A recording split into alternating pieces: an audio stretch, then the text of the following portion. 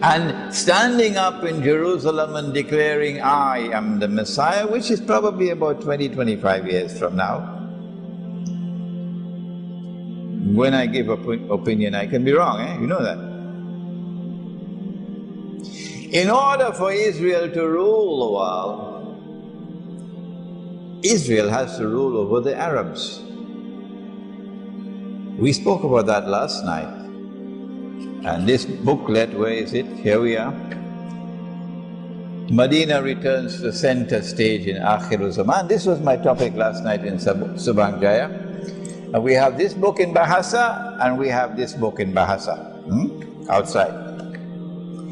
Israel has to impose its political and economic dominion over the Arabs as a preliminary to ruling over the world. Secondly, Israel has to impose her political and economic dominion over the Muslims, the entire world of Islam.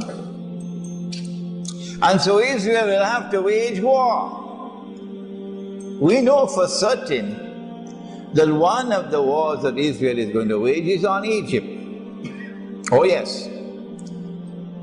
And when those fools with a capital F, I hope they are listening to me, made the alliance with the Zionist NATO to bring down Gaddafi, who was opposed to the Zionists, those absolute fools who said that they were mujahideen, in bringing down Gaddafi with the help of NATO, now made Libya a NATO state. NATO is in charge, but they don't know it. Fools with a capital F.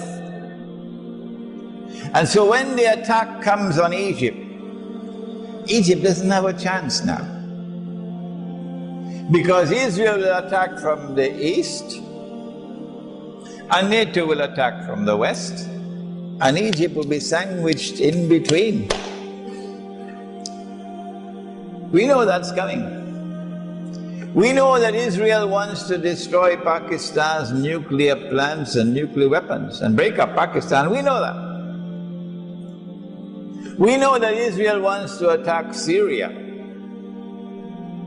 bring about regime change in Syria so that Syria could become another Libya. And those fools who were so foolish in Libya are equally foolish or even more foolish in Syria. And I'm not talking about the Mujahideen in Syria who have no links with the Zionists, none,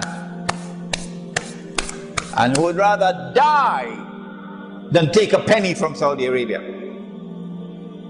who have no links with Saudi Arabia, no links with Qatar, no links with Jordan, nothing at all,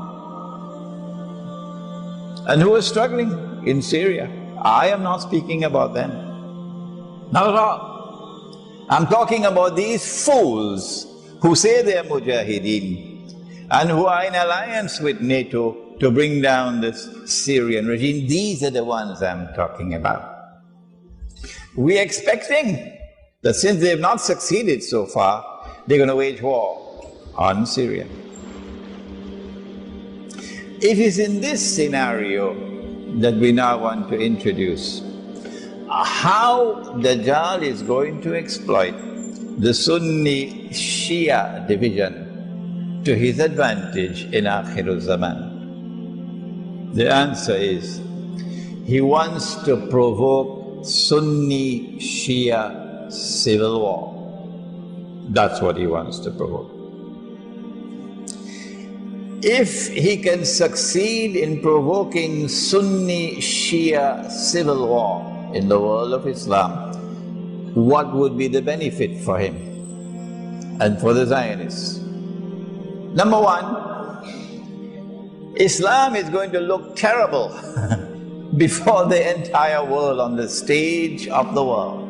Look at these Muslims at a time when they are back to the wall, fighting for their very lives. Look at how foolish the Muslims are fighting amongst themselves. Islam is going to look so bad that whatever sentiment there may be in the world, sympathetic towards Muslims, even that might be lost.